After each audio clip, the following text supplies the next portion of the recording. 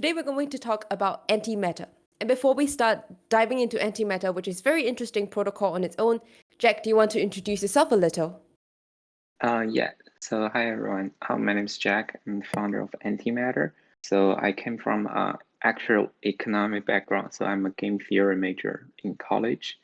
So I wrote paper on game theoretical analysis on smart contract and also the implementation on the blockchain adoption side. And last year I founded the first decentralized auction protocol, Bounce Finance. So I invented the entire auction space on blockchain. And this year I saw the pain point of decentralized derivatives, and then I started to work on a project called Antimatter. That's a basic background. What about options is so interesting to you? So I was looking at the financial derivative space, right? So I'm trying to find a way to facilitate everyone to use, essentially to create a new trading experience to fulfill the leverage need of general public without going through the traditional route. So the way I found it through option.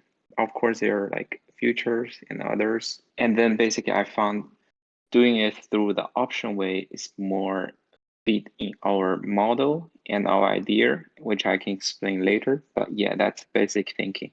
I think there's a boom in options market, or like there's a boom in option protocols in the DeFi space. There was a couple of months where we dive into a lot of different option protocols because the way we are pricing options today, which is just a Black-Scholes model, is good enough, but not efficient enough. And I think this is where crypto can come in. This is where tokenization can come in to look at new models of how to make pricing options more efficient. And I think this is something that you guys are looking to do. Yeah, so basically, if you look at the DeFi history, right, let's start from Uniswap. So what Uniswap did is only they created one equation, like as simple that everyone can understand, and basically they just go for the abnormal route, right? Basically, if you're trading on Uniswap, you can reach your goal, which is you can buy the spot price and provide market making. And it's completely different from the traditional like central exchange experience. And same for compound, like when you're lending and borrowing something, it's still very different from like traditional lending and borrowing. And it's through smart contracts, contingency, and automatic execution. So if you follow the trend, none of the successful DeFi mimic the way centralized exchange works.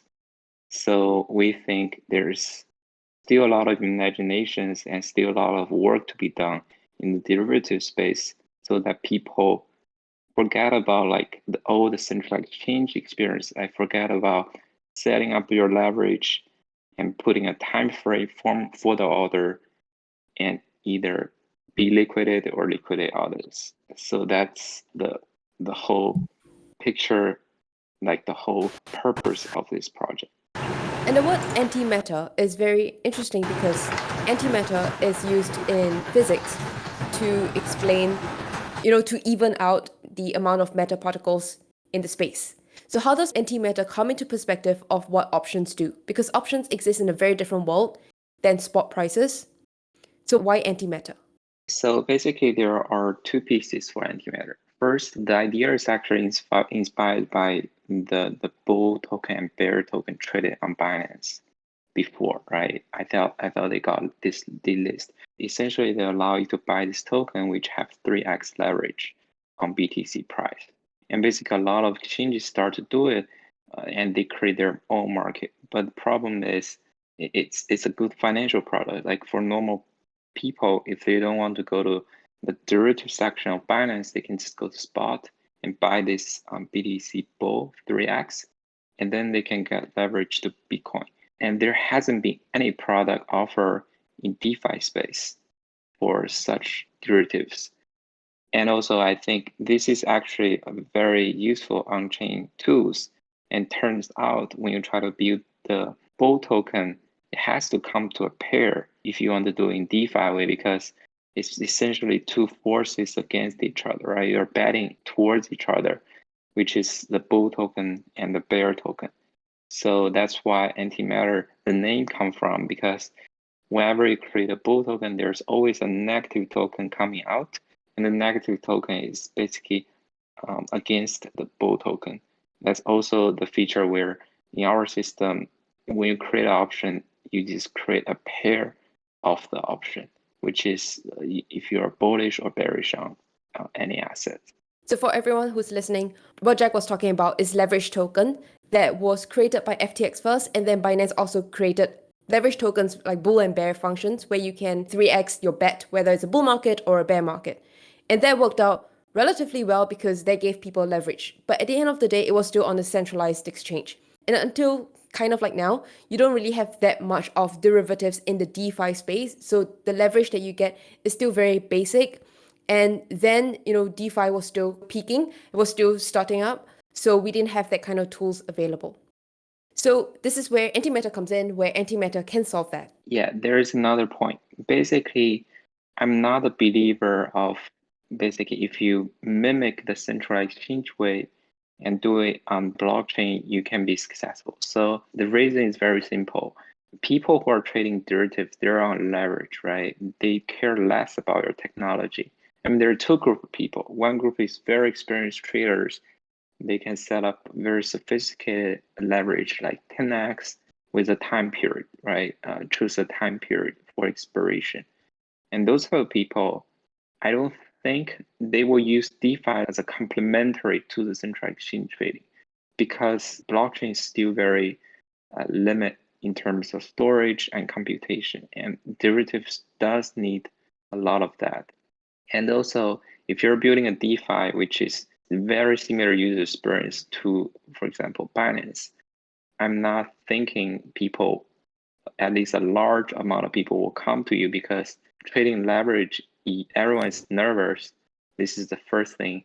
And whenever there's like abnormal price movement on central exchange, they have some mechanisms, right? And you can go to customer service to dispute. But for DeFi, if you're getting liquidated, you're getting liquidated and you have no one to go to. So essentially, psychologically, people tend to basically stick with central exchange in terms of derivatives.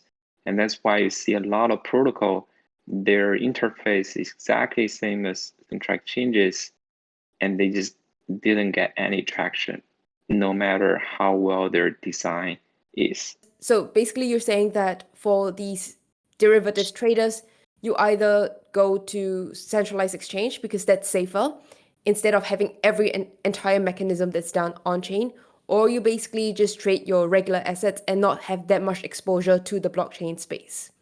In that case, then, why build Antimatter where it is a DeFi protocol? How do you compete against the centralized exchange and the risks in blockchain in that sense? Okay, so basically, first, our approach is completely different from central exchange derivatives because what we create isn't offered by central exchange.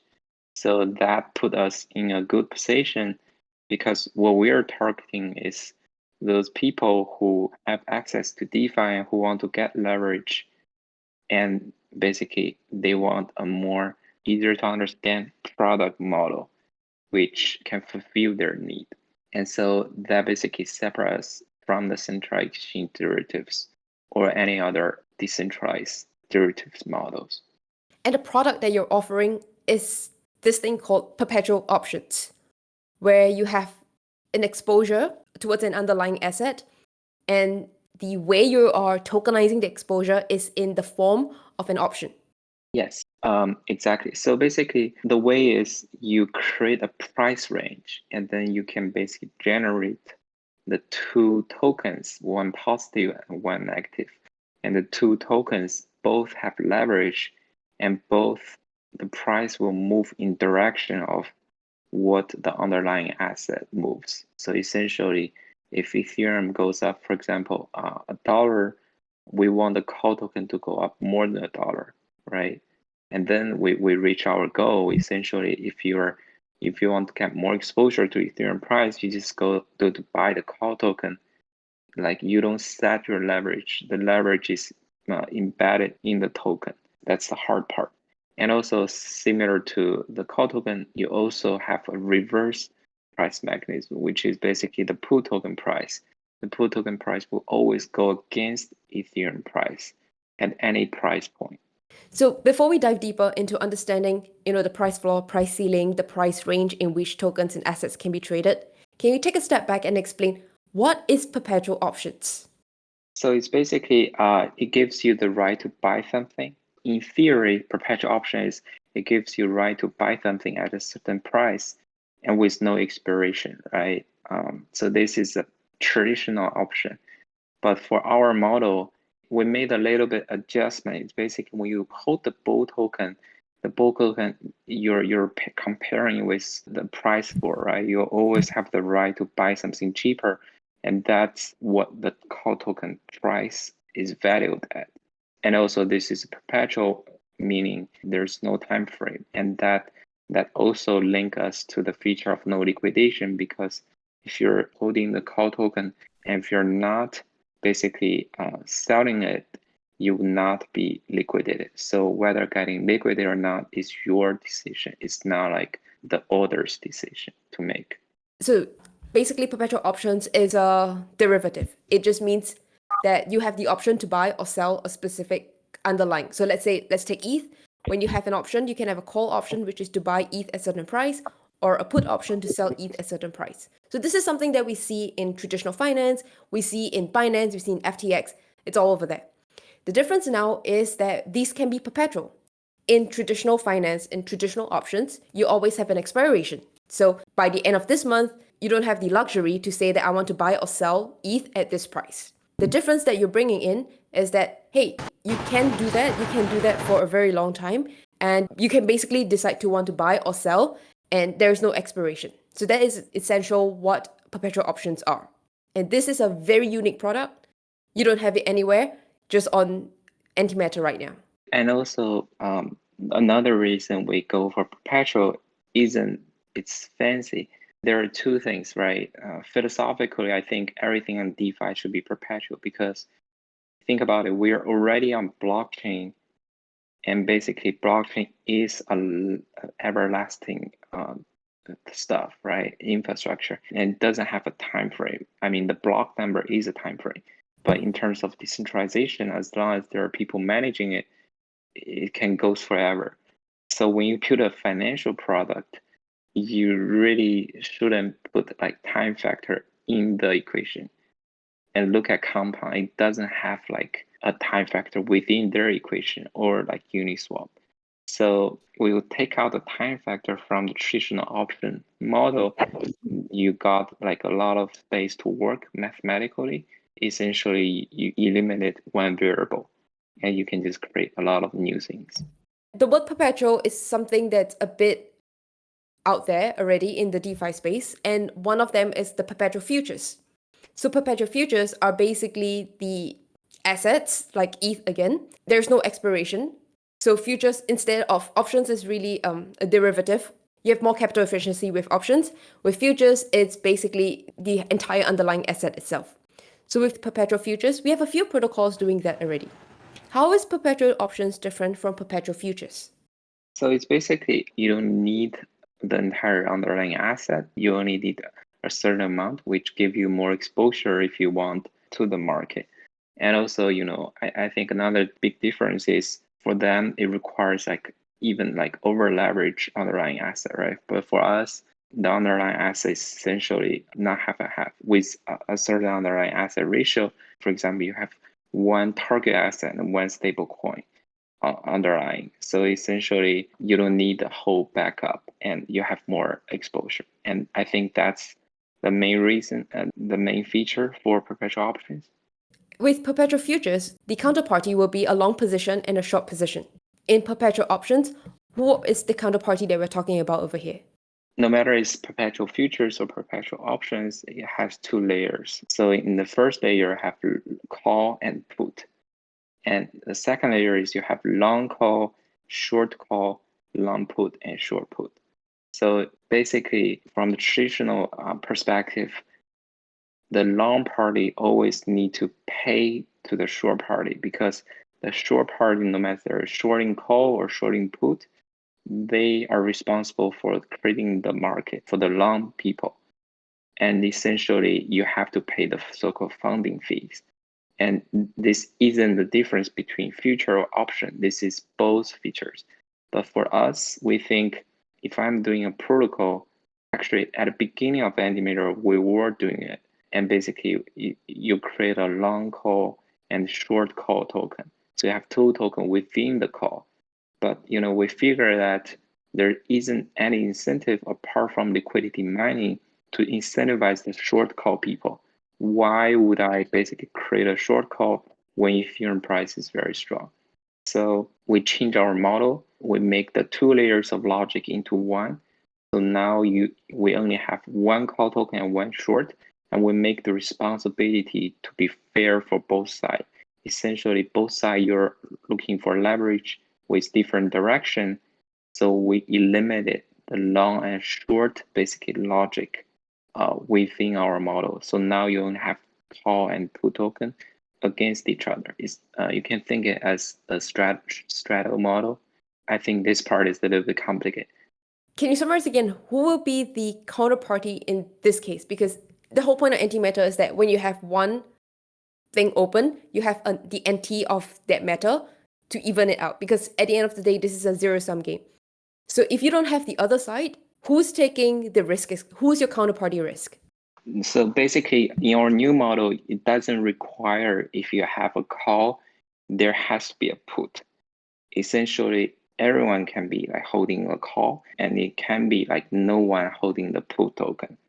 So what's difference is the underlying.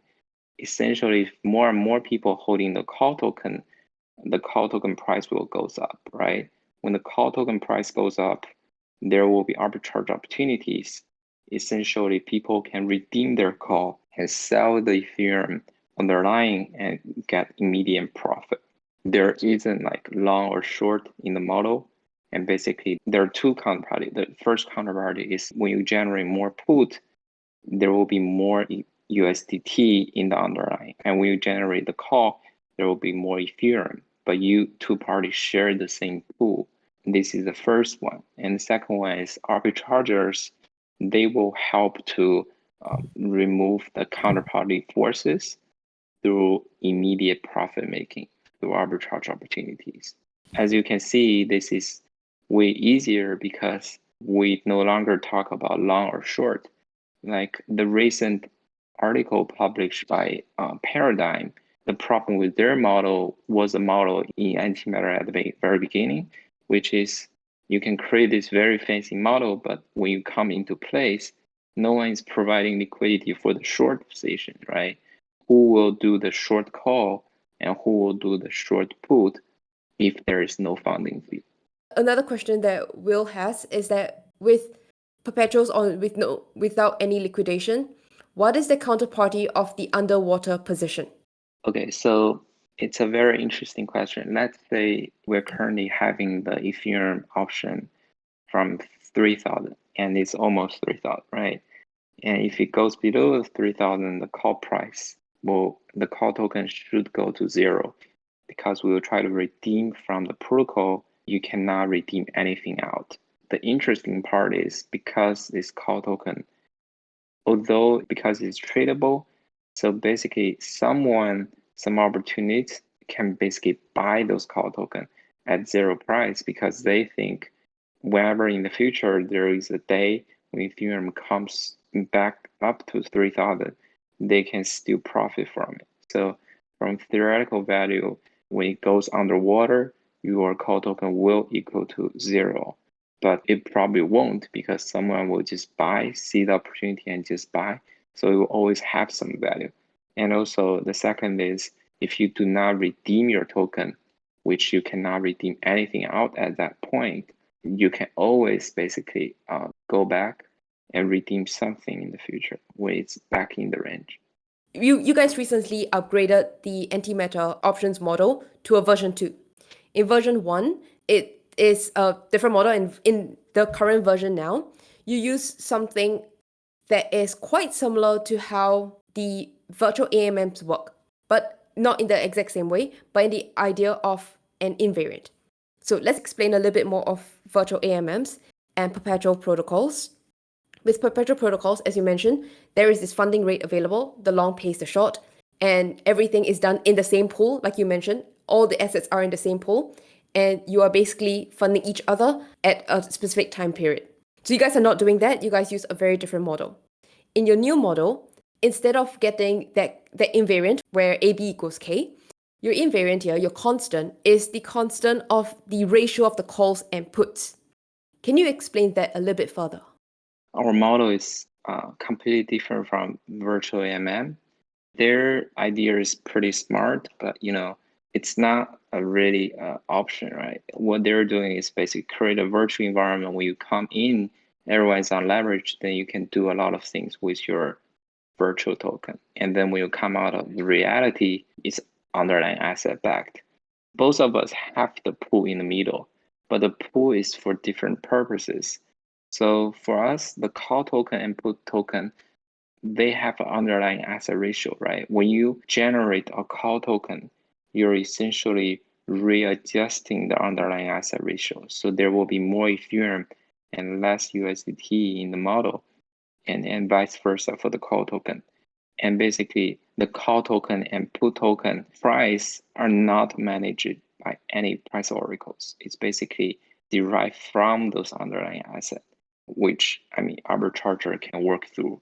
And I think the main difference is basically for virtual AMMs, they're not really doing the two forces. They still have the long and short. But for us, we do not have long and short. We only going straight to the call and put. And also on the mathematical level, we did not use basically their equation. Basically, we invented our own equation, which is different because in our equation, there are four major variables. The first is the price range. Price floor and price ceiling are the very two important value factor in our equation. As you can see, it's basically C minus F. And the rest is basically the underlying asset adjustment mechanisms. To summarize what you mentioned, the difference between the new model that you've created against the virtual AMMs, that's something that people are a little bit more comfortable with because they understand AMMs a bit better thanks to Uniswap, is that instead of the invariant being the sum of assets, the assets in the pool, like USDT versus ETH, it can fluctuate very widely depending on the price of the underlying. And you guys create your own mathematical model, which I've seen, and you are standardizing a bit more of the ratio of calls and puts instead of the sum of assets in your liquidity pool. Yeah, exactly. So this is a big difference from our approach before because we realized that mathematically it's almost impossible to maintain a constant for the underlying asset pool. So we put less emphasis on that mathematical relationship and we put more emphasis on whether people can arbitrage smoothly, whether it's sensitive enough to reflect the underlying asset price fluctuation. Essentially, we put arbitraging as a more priority relationship than the constant. What you said is correct. Let's look at one last thing on the options before we move on to NFTs. There are so many DeFi options protocol out there. Why is Antimatter different and how is Antimatter different? Firstly, we're the only one who built out the original model, which does not rely on any traditional option model or central exchange model. And when we release our product, the product will be very different from central exchanges. Essentially, you will be just generating or redeeming call and put tokens to have leverage. And also it's leverage embedded. You don't decide your leverage. Basically, the call token or put token, they have determined leverage prices when they are minted. So it's basically you can even calculate from the model. So I think our way of building this is very different. I mean, it can be bad, it can be good. If people really think it's an easy way to leverage, they will just use this instead of going to the traditional route.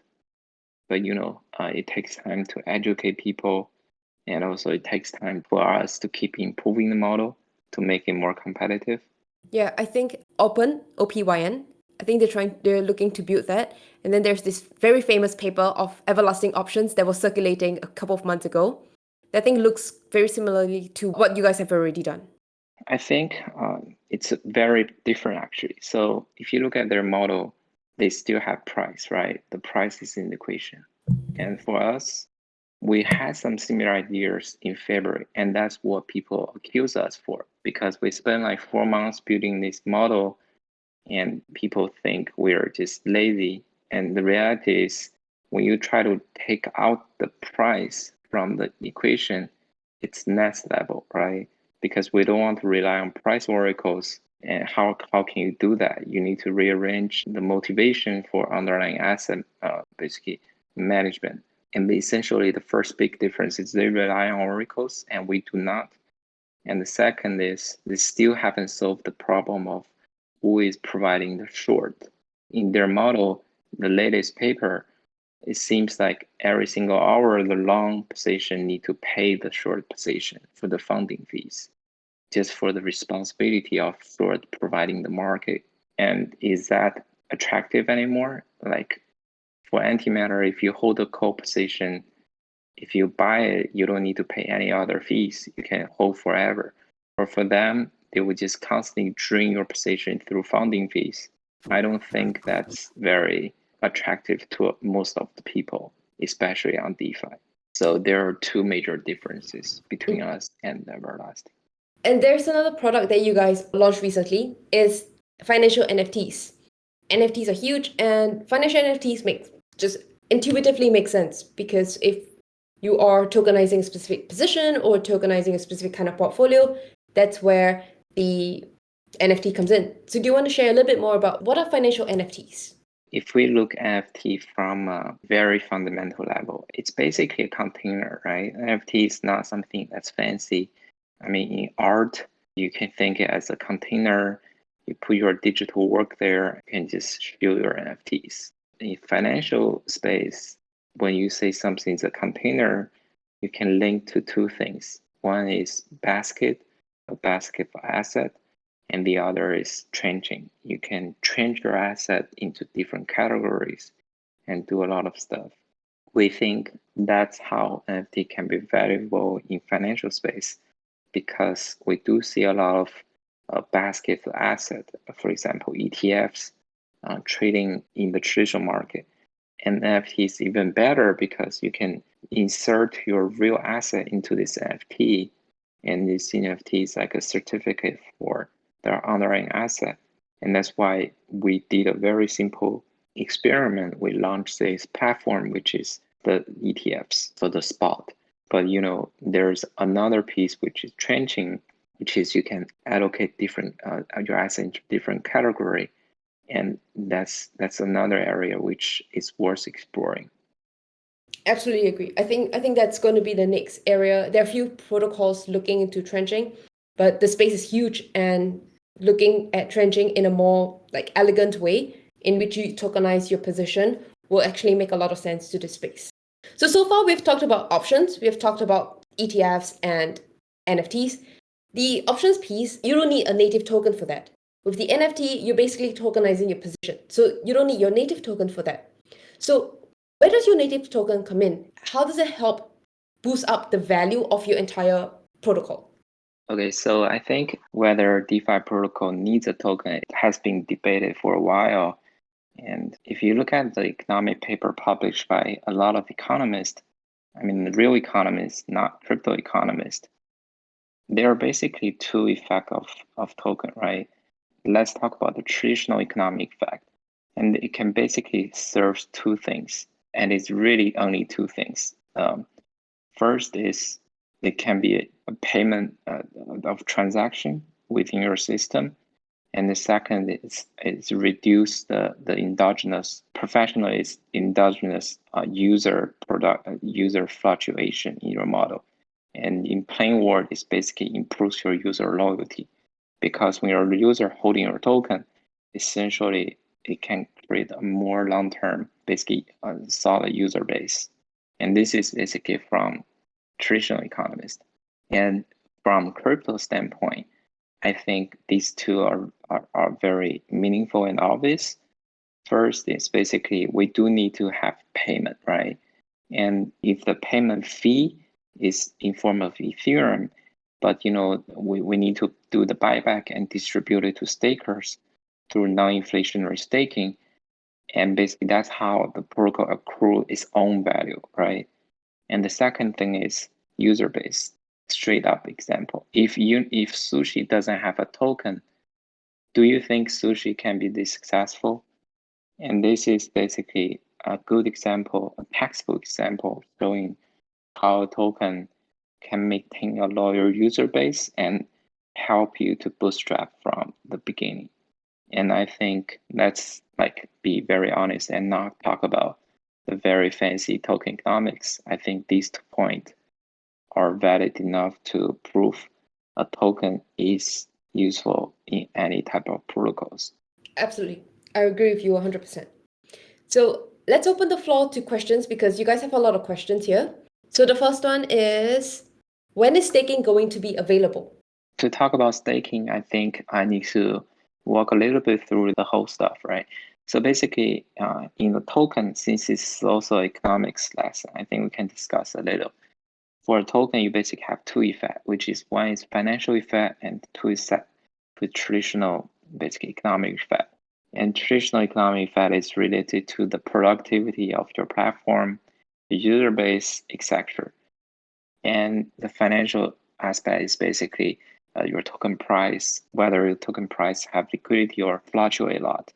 So from my point of view, when you design a token, you shouldn't basically mix the 2 effects together. Essentially, from our point of view, we're building the protocol. The only thing we can do is link tokenomics to the traditional effect, which is how to accrue value when there's productivity or when there's basically GDP coming out of the protocol. And basically that leads us to our staking model, because for my style, I'm not like a very pro farming person, because I think farming legitly it's not like it's not economics. It's basically a more like a marketing effect, right? It's more marketing tool instead of economic design. And I think non-inflationary staking is more valuable because that's how you can maintain the current status while you can bring value to the economy. And inflation would only come when there's necessity in your protocol to increase the whole capacity. This is how traditional economics work, and this should be how token works. But right now in DeFi space, people always mix the financial to the traditional economic effect. When they see the high APY, and they just AP in, and they basically value the quality of the protocol through APY, you're essentially like comparing the financial aspect to the real economic aspect, which is not very long term. And you saw a lot of those farming basically failed. And also that answers your question. Essentially, we are building this staking model. It has 2 pieces. One is staking for service, which is basically in the future, you have to stake some token to clear your option market. And this is non-inflationary. And also for normal users, you can stake to accrue the network fees. And this is also non-inflationary. And the inflation will come in when the product is working and when the governance style is fully in place. That's a basic answer to this question. Is there any plans to integrate with the ADA chain? I think they just have their smart contract rolling out. We need to do a little bit of research, but our first approach is first we need to launch this Ethereum mainnet. I think in a few weeks, because PackShield is currently reviewing our contract, and they said it takes like 2 weeks, but the time should be about right. And then if it's rolling out, we can easily deploy to BSC and also OEVM chains. For Solana, Polkadot, ADA, which is abnormal, they have some basically their own smart contract way, and they're using different languages. I think it will take some more time.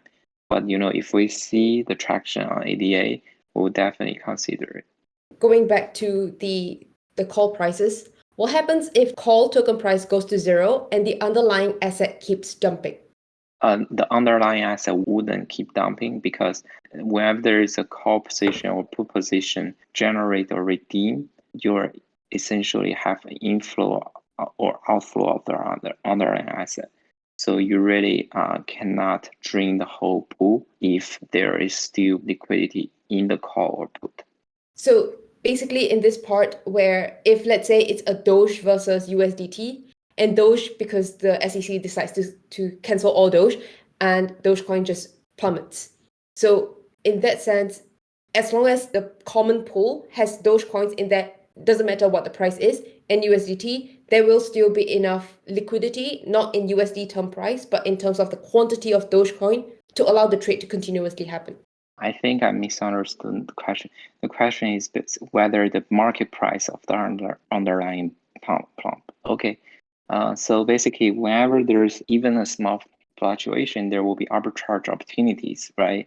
Let's say the Dogecoin plump. What happens is those people who are holding the put tokens, they can start to redeem, and basically the system will go back to balance to follow the price of the Dogecoin plump. So the put token price will increase because there will be less put token, and the call token price will plump with Dogecoin. So there will be obvious arbitrage opportunity because of that. What is your competition, or what competition do you expect?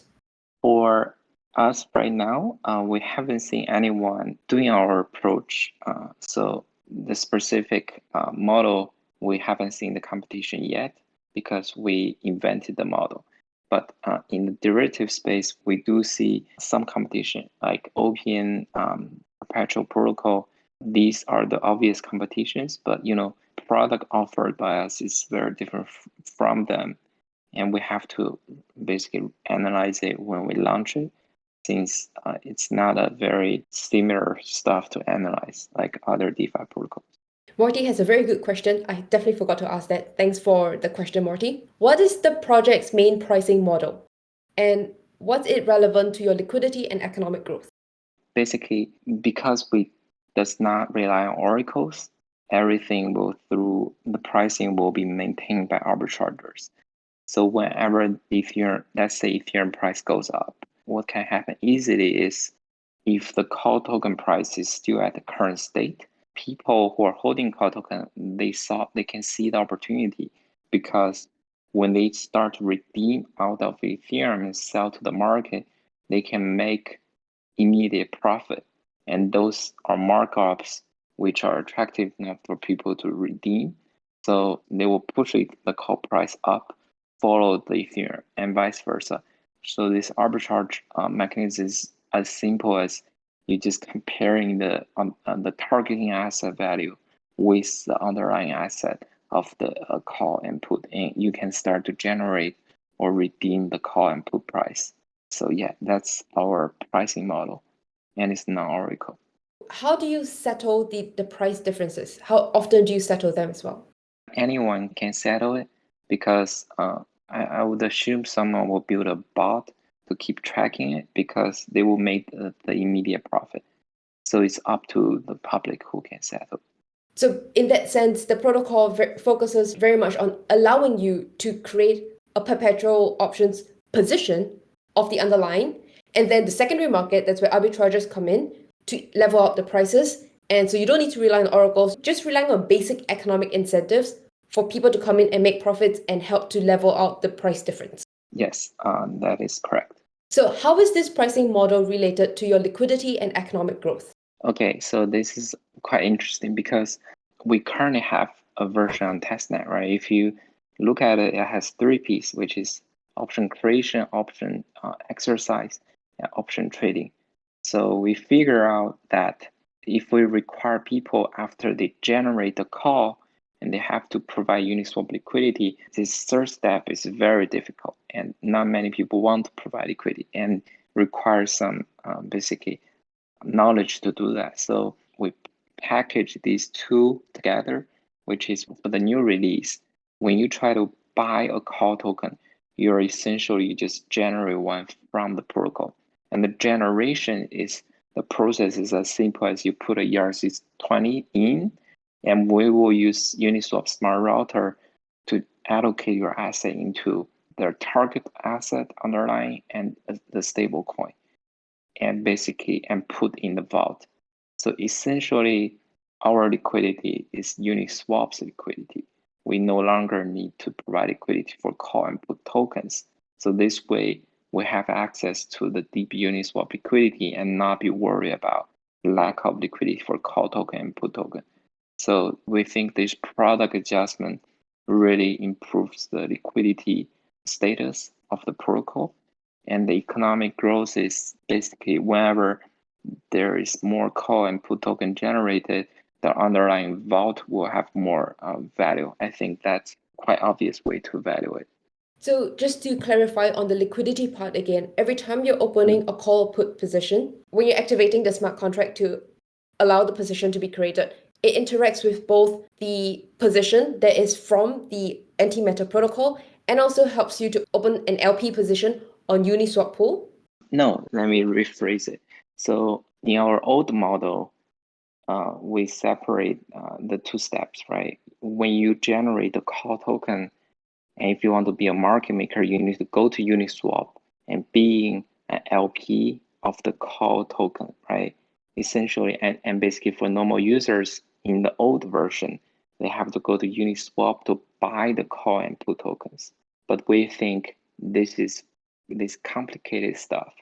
So in the next release, what we're doing is we abandon providing liquidity for the call token on Uniswap part, because we no longer need that pool. And basically we change the logic to when you try to generate the call token, you're essentially buying it. So instead of going to Uniswap, you can just buy through Antimatter, and you can buy as much as you want because the liquidity is from Uniswap, the underlying asset liquidity. So instead of going to Uniswap to buy different assets, the only protocol that a trader can interact with or the trader interacts with is the Antimatter protocol, because your backend logic, if you need liquidity for ETH or USDT, that goes directly into the liquidity provided by Uniswap. Yes. Does this make Uniswap your counterparty? No, we are accessing their liquidity because for us, what we care is when we generate or redeem or generate the call token or put token, we need the underlying asset, right, to put in the vault. And where do we access those assets? Essentially is when you generate one, you can pay us in any ERC20, not pay us, pay the smart contract. And the smart contract will allocate, for example, if you come in a Doge, the smart contract will allocate your Doge into, for example, 40% Ethereum and 60% USDT and put in the vault. And Uniswap is important for us in the way that it has deep enough liquidity so that any ERC20 come in have liquidity that allow us to settle in the two underlying assets. It's a big improvement from Open's version 2 model, because Open's version 2 model uses something similar that you mentioned in your version 1, which has some limits, which is what you mentioned, on opening a position and then maintaining an LP. And then there is also liquidity problems. As much as Uniswap has very deep liquidity to allow trade to happen, you're not really fully tapping into Uniswap's deep liquidity. But with your model 2, with your version 2, you're able to tap into that to allow for your transactions to take place on the front end. Because the users don't care on the back end where it comes from, where liquidity is. All you need to do is, I know there's liquidity, I know I can trade here, I know that I can have a perpetual position of this underlying asset. That's good enough for me. Everything else at the back end, they don't have to care about, they don't have to think about, because that's not what they want to do. Right. And also, because of Uniswap smart routing, from user experience perspective, what they're seeing is, okay, I can just use any ERC20 to buy the call token. They don't need to be worried about all the asset reallocation stuff. It's all happening underneath. And when we build a basically solid underlying asset pool, it can be easily tapped into like Ethereum vault to generate more interest. I think that's quite easy to do and not worth mentioning. Yeah.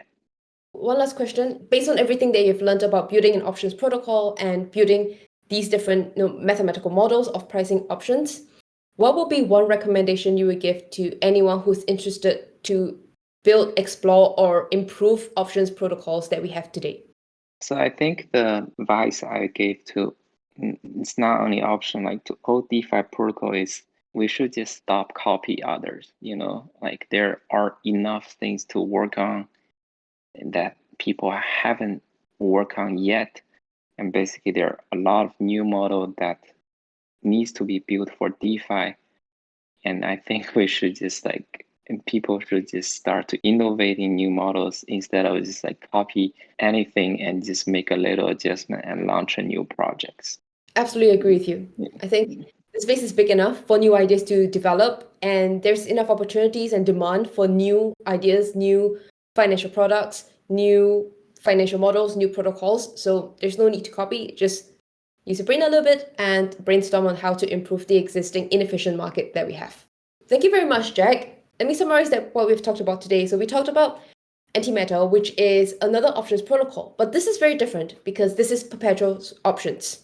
Just like we have perpetual futures, perpetual option is better in the sense that it's more capital efficient. And of course, there are a lot of other risks tied to that and everything, but this is a brand new derivative that you don't see in the DeFi space.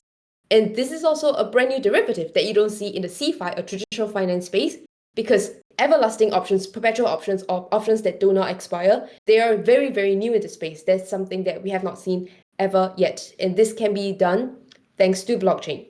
So there are a lot of improvements that you guys have done, a lot of innovations, a lot of new models, a lot of new creation and innovation from the Antimatter guys. So definitely do check them out. There's a lot of information on Medium. Check out their Discord, check out their Twitter. Keep following their model because very interesting protocol. So thank you very much, Jack, for your time, and thank you for sharing all of these questions. Yeah, thank you very much, Lisa. Yeah, I think if you have more questions, yeah, you can just reach out to me and happy to answer any question or any suggestions. Thank you very much, and thank you, everyone, and speak to you guys soon. Bye! Thank you so much for staying throughout this entire video. If you're interested to learn more and you want to join the community, do check out our Discord, check out our Academy, and you get to watch these videos for free as well, without any ads. And also grab the book that I've talked about earlier on. The book summarizes a lot of what we're trying to build, what we're trying to design, and the different aspects that can be changed during the entire design process. We also just launched Econteric. Econteric is really economics plus esoteric because this space is so complicated and so difficult. What we want to do is to make it easier for anyone to come and learn and be part of this system. So in Econteric, we are breaking down the different analytics and different data to give you more insights to understand the robustness from a very fundamental level of the health of this ecosystem. So check out econteric.com and I'll see you there. Bye!